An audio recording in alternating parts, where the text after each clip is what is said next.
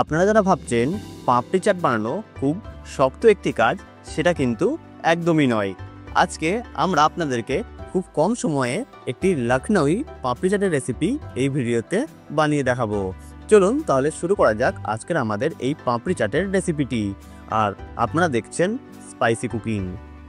লখনউ পাপড়ি চাট বানানোর জন্য সবার প্রথমে দেখুন আমি এখানে কাপ মেজারমেন্টে প্রায় 2.5 কাপ মতন ময়দা নিয়ে নিয়েছি। আর ওজনে প্রায় এখানে 250 গ্রাম মতন ময়দা ইউজ করছি। তারপর দেখুন কাপ মেজারমেন্টে আমি এখানে 1 কাপ পরিমাণ প্রায় 100 গ্রাম মতন সুজি ব্যবহার করলাম। পরিমাণে প্রায় 1 চামচ মতন বড় চামচের বেসন ব্যবহার করলাম। আর এখানে কিছুটা পরিমাণে কালো জিরে দিয়ে দিলাম। তারপর সাদা তেল দিয়ে আমি সবার প্রথমে এই ময়দাটাকে মাখিয়ে নেব। আপনারা কিন্তু এখানে 3:2:1 অনুপাতে এই মিশ্রণটা ব্যবহার করবেন। মানে 3 ভাগ মতন ময়দা দেবেন আর 2 ভাগ মতন এখানে সুজি দেবেন আর 1 ভাগ মতন এখানে বেসনটা কিন্তু ব্যবহার করবেন। তারপর শুকনো অবস্থাতে ভালোভাবে সবার প্রথমে মাখিয়ে নেবেন, যাতে তেলটা ময়দার মধ্যে ভালোভাবে মেখে যায়। ঠিক দেখুন এইরকম কিন্তু আপনাদেরকে একটা ফরম্যাটে ভালোভাবে মাখিয়ে নিতে হবে। তারপর এই ময়দার মধ্যে আমি এখানে স্বাদ অনুসারে লবণ দিয়ে এই লবণটাকেও ভালোভাবে মিক্স করে দিলাম। তারপর অল্প অল্প করে জল দিয়ে আমি এই ময়দাটাকে মাখিয়ে নেব। আপনারা কিন্তু চেষ্টা করবেন অবশ্যই এই ময়দাটাকে একটু টাইট ফরম্যাটে মাখিয়ে নেওয়ার। টাইট ফরম্যাটে না মাখালে এটা কিন্তু একদমই ভালো হবে না, আর এটা কিন্তু যে ক্রাঞ্চি ভাব হয় সেটা কিন্তু একদমই আসবে না। তারপর আমি উপর থেকে কিছুটা পরিমাণে আরও একটু সাদা তেল দিয়ে ভালোভাবে এই ময়দাটাকে মাখিয়ে নিলাম। তারপর এই ময়দাটাকে প্রায় আপনারা 1 ঘন্টা মতন অবশ্যই রেস্টিংয়ে রেখে দেবেন। যতক্ষণ এই ময়দাটা রেস্টিংয়ে হচ্ছে ততক্ষণ চলুন একটা চাটনি বানিয়ে দেখাবো। তাই একটা সসপ্যানে আমি এখানে কিছুটা পরিমাণে জল গরম করার জন্য দিয়ে দিচ্ছি। আমি কিন্তু এখানে তেঁতুলের চাটনি বানাবো, তাই দেখুন পরিমাণে প্রায় 50 গ্রাম মতন তেঁতুল ব্যবহার করলাম। আমি এখানে যতটা পরিমাণে তেঁতুল ব্যবহার করলাম ঠিক ততটা পরিমাণেরই এখানে কিন্তু গুড় ব্যবহার করলাম। আমি এখানে যে আখের গুড় হয় সেই আখের গুড়টা দেখুন গ্রেট করে এই জলের মধ্যে দিয়ে দিলাম। আর একটু থিকনেস বাড়িয়ে নেওয়ার জন্য প্রায় 5 থেকে 6টা মতন এখানে খেজুর ব্যবহার করছি। তারপর উপর থেকে কিছুটা পরিমাণে সাদা তেল ও স্বাদ অনুসারে লবণ দিয়ে দিলাম। আর এখানে দেখুন কিছুটা পরিমাণে গোলমরিচ ও একটা এলাচ দিয়ে দিলাম। আর ঝালের জন্য প্রায় 1 চামচ মতো লঙ্কা গুঁড়ো দিয়ে আমি এই মিশ্রণটাকে প্রায় লো টু মিডিয়াম ফ্লেমে প্রায় আধ ঘন্টা মতন কিন্তু ফুটিয়ে নেব, যাতে তেঁতুলের কাঁচটা বেরিয়ে আসে আর যে মিশ্রণগুলো দিলাম ভালোভাবে জলের সাথে মিক্স হয়ে যায়। ঠিক দেখুন আধ ঘন্টা পর কত সুন্দর আমাদের কিন্তু এখানে চাটনি প্রায় 80% কমপ্লিট হয়ে গিয়েছে। তারপর এটাকে ঠান্ডা করার জন্য আপনারা রেখে দেবেন। যতক্ষণ এই চাটনিটা ঠান্ডা হচ্ছে ততক্ষণ একটা মশলা বানাবো, তাই দেখুন ফ্রাইং প্যানে কিছুটা পরিমাণে গোটা জিরে দিয়ে দিলাম। তার সাথেই দিয়ে দিলাম কিছুটা পরিমাণে গোলমরিচ। তারপর একটু ফ্রেশনেস আনার জন্য আমি এখানে প্রায় 1 চামচ মতন মৌরি আর কিছুটা পরিমাণে এলাচ দিয়ে দিলাম। আর দিয়ে দিচ্ছি একদমই অল্প কিছুটা পরিমাণে সর্ষে ও 1 চামচ মতন গোটা ধনে। তারপর অল্প একটু লবণ দিয়ে এই মশলাটাকে ভালোভাবে কিন্তু আপনারা রোস্ট করে নেবেন, যাতে মশলা থেকে খুব সুন্দর সেন্ট বেরিয়ে আসে। যখন দেখবেন সেন্ট বেরিয়ে আসছে তখন কিন্তু আপনারা এই মশলাটাকে একটা প্লেটে তুলে নেবেন ঠান্ডা করার জন্য। দেখুন আমি কিন্তু এখানে এই মশলাটাকে খুব সুন্দরভাবে ফ্রাই করে নিয়েছি। তারপর একটা প্লেটে ঠান্ডা করার জন্য রেখে দিলাম। ঠান্ডা হয়ে গেলে আপনারা কিন্তু এখানে একটা ফাইন পেস্ট তৈরি করে নেবেন।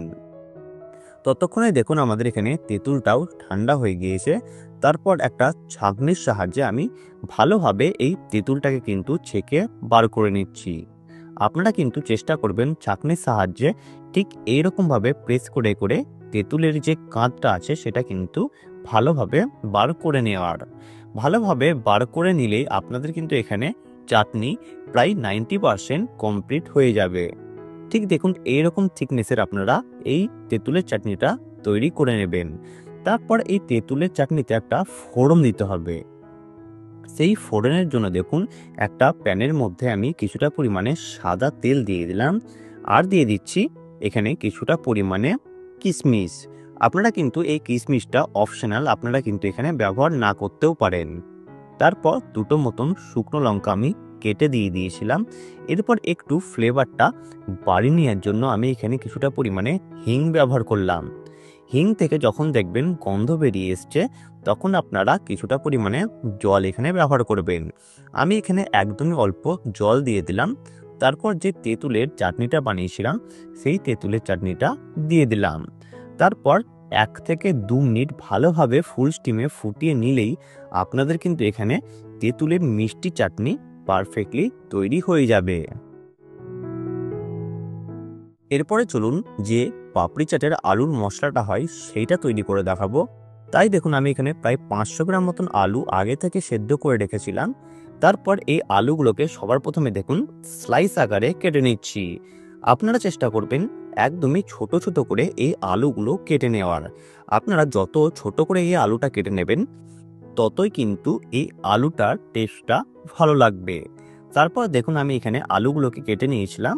তারপর উপর থেকে কিছুটা পরিমাণে আদা কুচি ব্যবহার করলাম, আর ঝালের জন্য কিছুটা পরিমাণে কাঁচা লঙ্কা। তারপর দেখুন আমি এখানে কিছুটা পরিমাণে ফ্রেশ ধনেপাতা কেটে দিয়ে দিলাম, আর দেখুন এখানে কিছুটা পরিমাণে ছোলা সেদ্ধ করে দিয়ে দিলাম। তারপর যে মশলাটা তৈরি করেছিলাম, সেই মশলার মধ্যে আমি এখানে কিছুটা পরিমাণে শুকনো লঙ্কার গুঁড়ো দিয়ে ভালোভাবে মিক্স করে দিলাম। তারপর এই মশলাটা আমি এখানে পরিমাণে প্রায় 1 চামচ মতন এই আলুর মধ্যে দিয়ে দিচ্ছি। তারপর এই আলুর মধ্যে প্রায় 1 চামচ মতন লবণ দিয়ে ভালোভাবে এই আলুটাকে কিন্তু মাখিয়ে নিচ্ছি। ভালোভাবে আলুটা মাখানো হয়ে গেলেই আপনাদের কিন্তু এখানে পাপড়ি চাটের যে আলুটা হয় সেটা কিন্তু পারফেক্টলি তৈরি হয়ে যাবে।